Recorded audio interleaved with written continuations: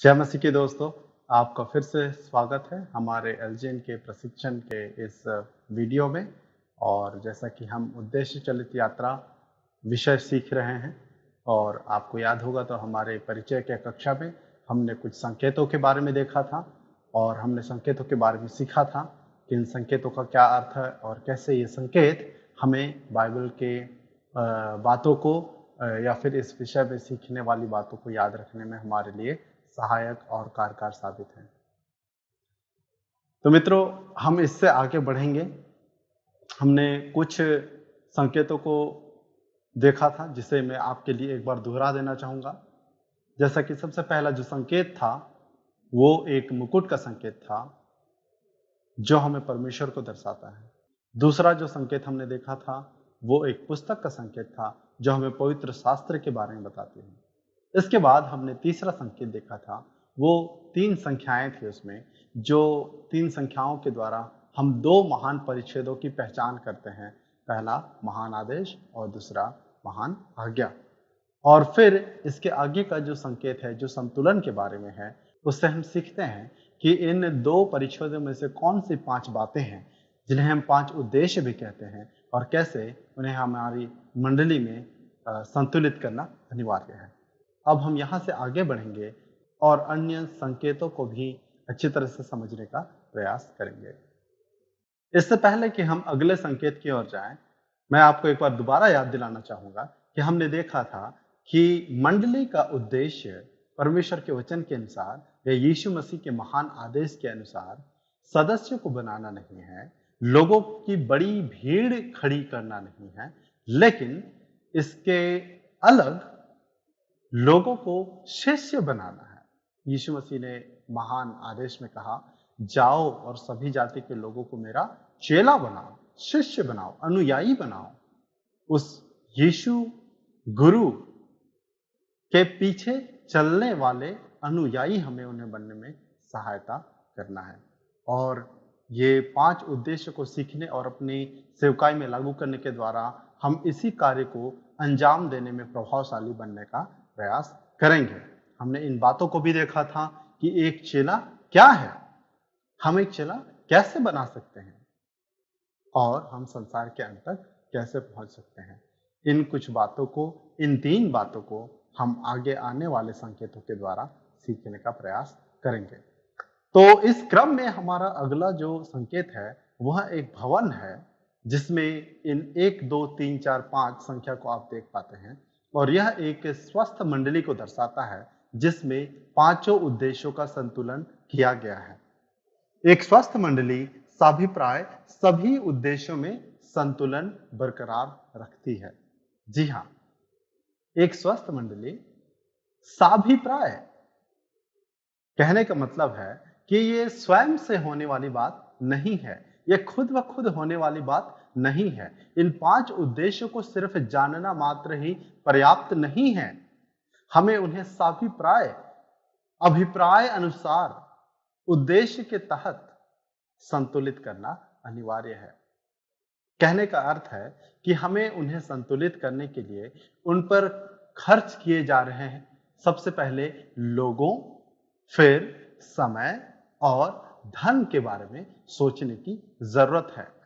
क्या हम इन सभी उद्देश्यों को अपने मंडली और सेवकाई में संतुलित करने के उद्देश्य से उन्हें सही अनुपात में खर्च करते हैं, या फिर इसके विपरीत हम अपने मंडली की आवश्यकताओं के द्वारा चलाए जाते हैं, अपनी मंडली की जरूरतों के द्वारा आगे बढ़ते हैं, या फिर कहें हमें जो उद्देश्य पसंद होता है उसमें हम काफी अधिक जोर देते हैं और स्वाभाविक रूप से ही उसमें खींचे चले जाते हैं और अन्य लोगों को भी ऐसा करने के लिए प्रेरित करते हैं।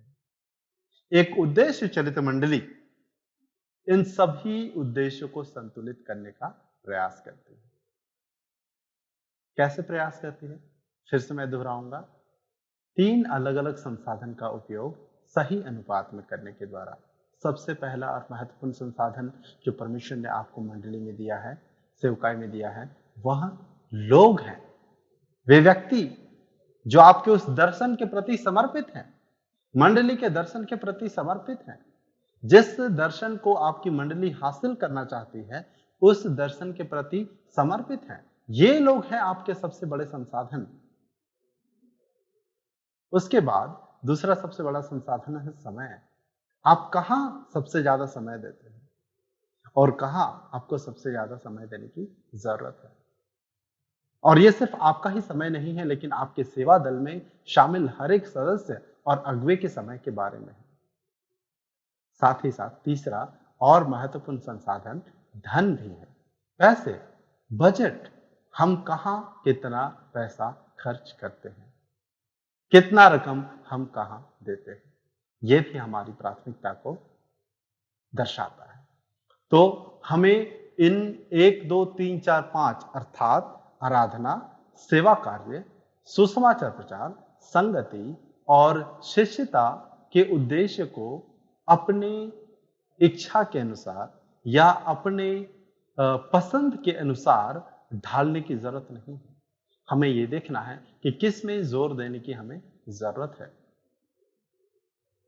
कौन कौन से है ये 5 उद्देश्य, मैं दोबारा आपके लिए दोहरा दूं। 2 उद्देश्य जो हमें महान आदेश में से मिलते हैं, आराधना और सेवा कार्य, जो हम उस वचन में से लेते हैं जहां यीशु मसीह कहते हैं कि सबसे पहली और बड़ी आज्ञा तो यह है कि तो अपने परमेश्वर पिता से संपूर्ण हृदय, मन, शक्ति, बल से प्रेम करना।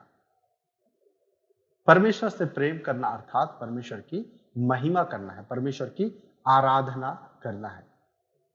और उसी परिच्छेद में से हम दूसरा उद्देश्य भी पाते हैं जहां पे कहता है आगे, और दूसरा भी इसी के समान है कि तू अपने पड़ोसी से अपने समान प्रेम रखना। जी हां, यहां से हम हमारे दूसरे उद्देश्य को सीखते हैं, जो है सेवा कार्य। यदि हम परमेश्वर से प्रेम करते हैं तो हमें लोगों के सेवा के लिए तत्पर और तैयार रहना चाहिए। हमें सेवा लेने के वाले नहीं बनना है, हमें सेवा देने वाले बनना है। इसलिए तो हम सेवक कहलाते हैं। हमारे गुरु यीशु मसीह ने स्वयं क्या कहा कि वो इसलिए नहीं आया कि उसकी सेवा टहल की जाए, लेकिन इसलिए ताकि वह सेवा टहल स्वयं करे। वो हमारे एक प्रारूप हैं, वो हमारे लिए एक उदाहरण है, और हम उन्हीं का अनुसरण करते हुए लोगों की सेवा करने के लिए निरंतर तत्पर रहते हैं। इसके बाद हम महान आदेश में जाते हैं। महान आदेश में से हम 3 उद्देश्यों को सीखते हैं।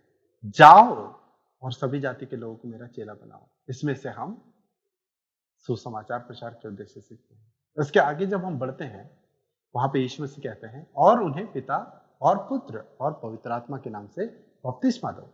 यहां हम एक और उद्देश्य को सीखते हैं जिसे हम संगति कहते हैं। मैं दोबारा आपके लिए कह दूं कि हम इसे संगति क्यों कहते हैं, बपतिस्मा को, क्योंकि बपतिस्मा लेने के द्वारा हम परमेश्वर के परिवार के संगति में आ जाते हैं। और हमें ये लोगों को शुरुआत में बताना बहुत जरूरी है जब भी लोग हमारे मंडली परिवार से जुड़ते हैं। उसके बाद अंत में यीशु मसीह कहते हैं, और उन्हें सब बातें मानना सिखाओ। यहां से हम 5वां हमारा उद्देश्य लेते हैं जिसे हम शिष्यता कहते हैं। हमें उन्हें आज्ञा या परमेश्वर की बातें बतानी नहीं है, लेकिन उन्हें मानना सिखाना है। बताने में समय नहीं लगता है, लेकिन सिखाने में बहुत समय लगता है। जी हाँ, तो ये 5 उद्देश्य है जिन्हें हमें संतुलित करने का प्रयास करना है। इसके आगे हम कैसे बढ़ सकते हैं?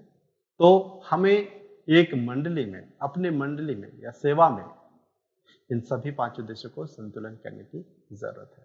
इसके आगे हम बढ़ते हैं। इसके बाद हम यहाँ पे देख पाते हैं अगले संकेत को, जहां हम एक दिल देखते हैं जिसके अंदर वो संतुलन का तराजू है, और साथ ही साथ उसमें क्रूस का चिन्ह भी है। ये एक विश्वासी को दर्शाता है। मंडली का लक्ष्य चेला बनाना है। एक चेला क्या होता है? मंडली का लक्ष्य चेला बनाना है।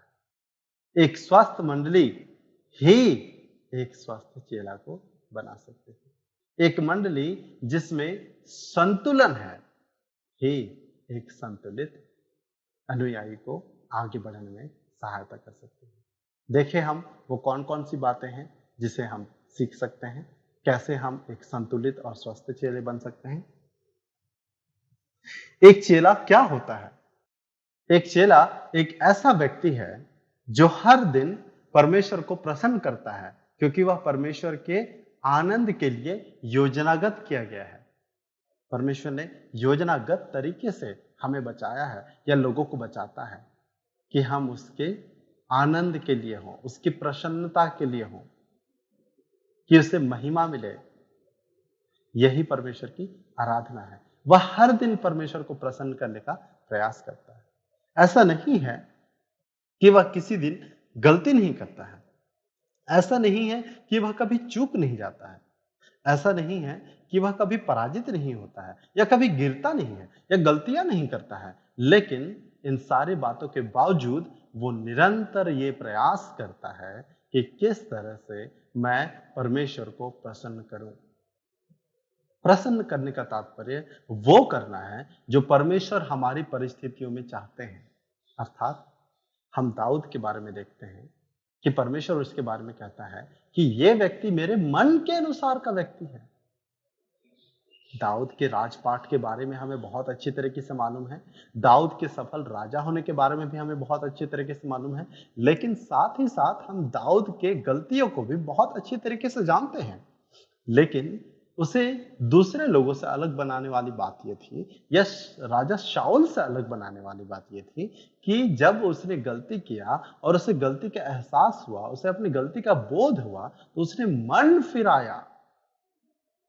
परमेश्वर को प्रसन्न करने का मतलब यह नहीं कि कभी उसे हम दुखी ना करें या चोटिल ना करें या कभी गलती ना करें, क्योंकि हम इन सारी चीजों में पढ़ते हैं। एक शिष्य इन सारी बातों में पढ़ता है, लेकिन इसके बावजूद एक शिष्य का कोशिश ये होता है कि यदि मैं अपनी गलतियों में भी पड़ जाऊं तो मैं दोबारा उस परमेश्वर के पास आऊं, मन फिराव करूं, पश्चाताप करूं, और ये परमेश्वर को भाता है। एक ऐसा चेला जो हर दिन परमेश्वर को प्रसन्न करने का कोशिश करता है, प्रयास करता है, उसके प्रति समर्पित है,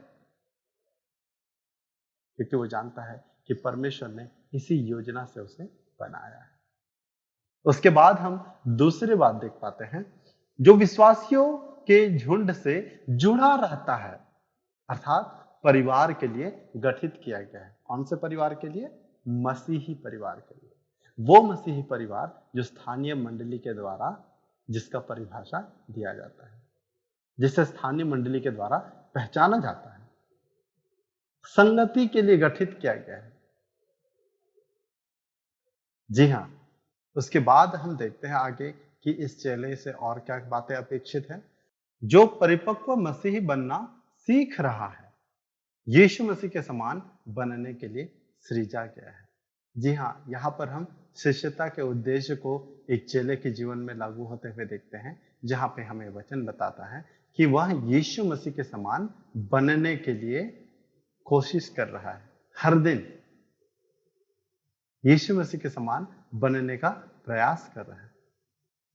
किस प्रकार से वो यीशु मसीह के समान बनने का प्रयास कर रहा है? अपने सोच से, अपने भावनाओं से और अपने कार्यों से।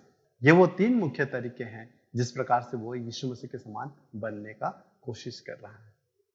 वो यीशु मसीह के समान सोचता है, और फिर यीशु मसीह के समान सोचने की वजह से वो यीशु मसीह के समान महसूस करता है, और क्योंकि वो यीशु मसीह के समान महसूस करता है, इसलिए वो यीशु मसीह के समान कार्य करता है। यह हम उस संदर्भ में से समझते हैं जहां यीशु मसीह के बारे में बताया गया कि उसने जब भीड़ को देखा तो उसे कैसा महसूस हुआ। जब यीशु मसीह ने भीड़ को देखा तो उनके बारे में कहा गया है कि वह तरस से भर गया, और फिर उसने उन लोगों की सेवकाई की। फिर उसने उनसे कहा कि पके खेत तो बहुत हैं, लेकिन मजदूर थोड़े हैं। यीशु मसीह ने लोगों के लिए जो कुछ भी किया, उसके पीछे उसकी गहरी संवेदनशीलता थी, भावना थी।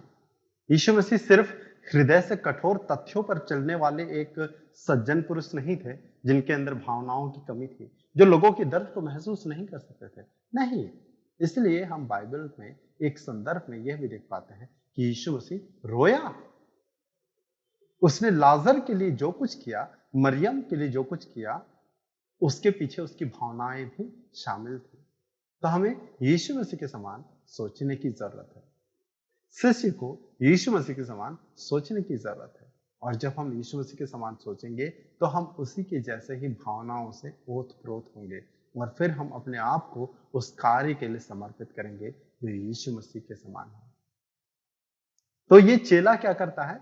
यीशु मसीह के समान बनने का प्रयास करता है हर दिन, क्योंकि वो मसीह के समान बनने के लिए सृजा गया है। उसके आगे हम देख पाते हैं कि एक चेले को और कौन सी बातों का ध्यान रखना जरूरी है?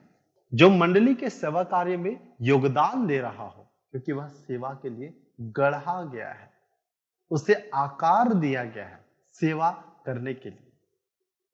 एक दूसरे बहुत ही खूबसूरत वक्तव्य में इस प्रकार से कहा गया है कि हम सेवा करने के लिए ही बचाए गए हैं। जी हाँ, हम सेवा करने के लिए ही बचाए गए हैं। जब परमेश्वर ने अपने इकलौते पुत्र प्रभु यीशु मसीह को भेजा हमारे लिए बलिदान होने के लिए, तो उसने हमारी सेवा की और इसलिए हम भी इसी उद्देश्य से बचाए जाते हैं कि हम भी दूसरों की सेवा करें।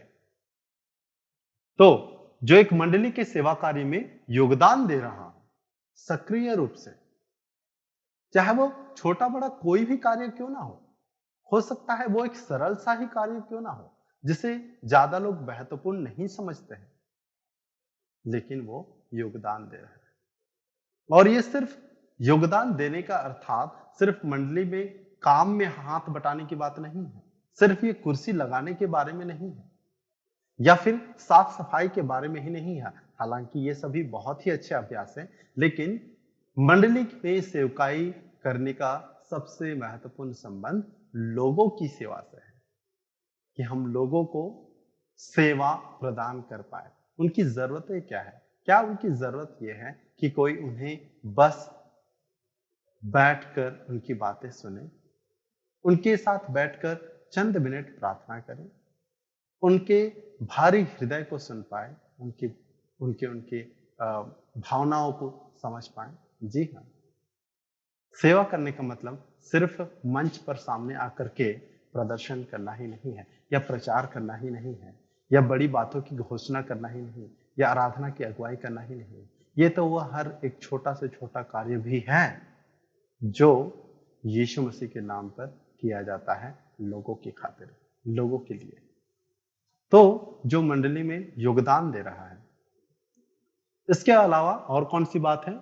जो परमेश्वर के प्रेम को अविश्वासियों के साथ साझा करता है, अर्थात सुसमाचार का कार्य करता है, मिशन के लिए तैयार किया गया है, लक्ष्य के लिए तैयार किया गया है, जो सिर्फ मंडली की चार दीवारी तक खुद को सीमित नहीं रखता है, लेकिन परमेश्वर के उस अद्भुत प्रेम को वह लोगों तक भी पहुंचाने का प्रयास करता है, उन लोगों तक जो अभी तक परमेश्वर के उस प्रेम को ग्रहण नहीं किए हैं, नहीं जाने हैं, नहीं चखे हैं।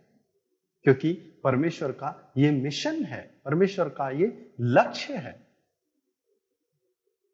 कि लोग उसे जाने, क्योंकि इसी प्रकार से परमेश्वर लोगों को अपने विश्वास में, अपने उद्धार में लाते हैं। तो ये जरूरी है कि कलीसिया के चार दीवारी के बाहर भी सक्रिय रूप से लोगों को परमेश्वर के प्रेम के बारे में बताए। कौन कौन सी बातें हैं जो एक चेले से अपेक्षित है? सबसे पहला आराधना, वो हर दिन परमेश्वर को प्रसन्न करने का प्रयास करता है।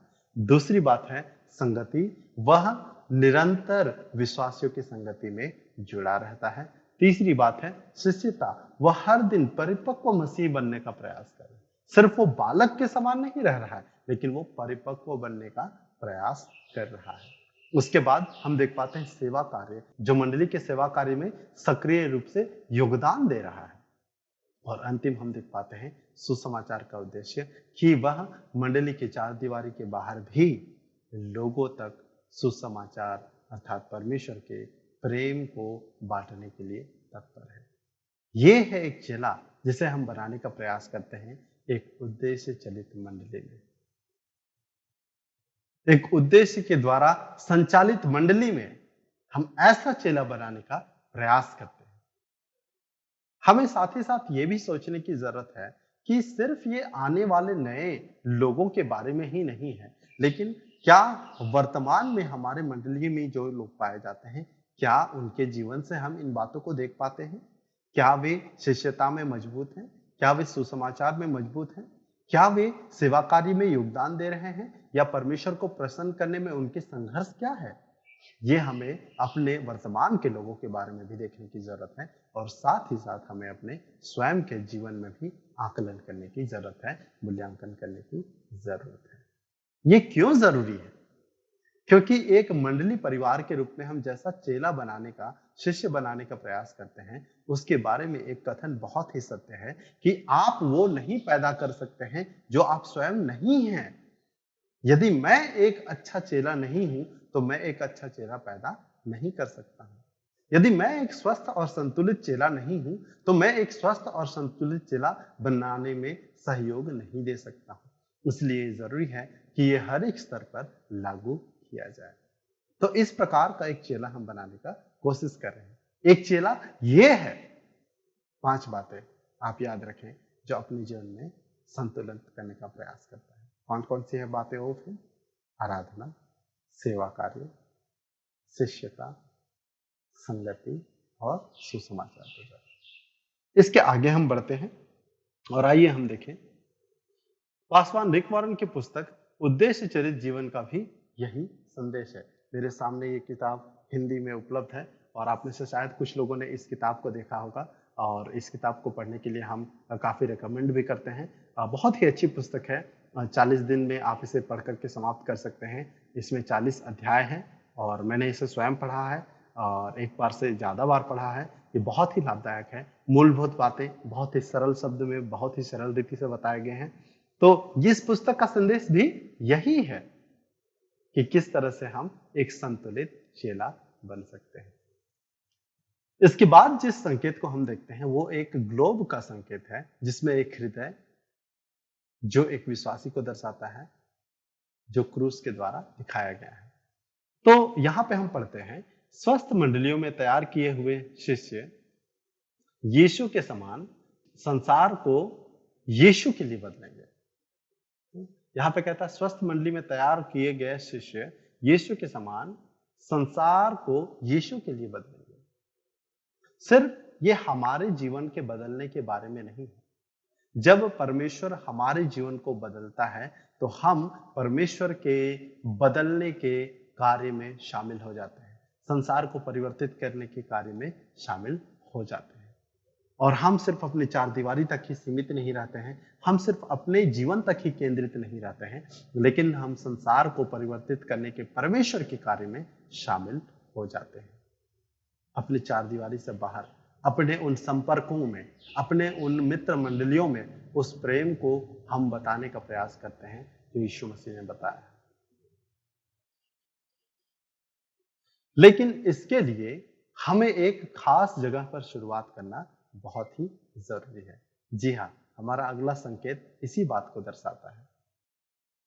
यहां पे हम एक टूटे हुए हृदय को देखते हैं, जिसके बारे में निर्देशन ये कहता है, क्या आपका हृदय उन बातों से टूटता है जो परमेश्वर के हृदय को तोड़ता है?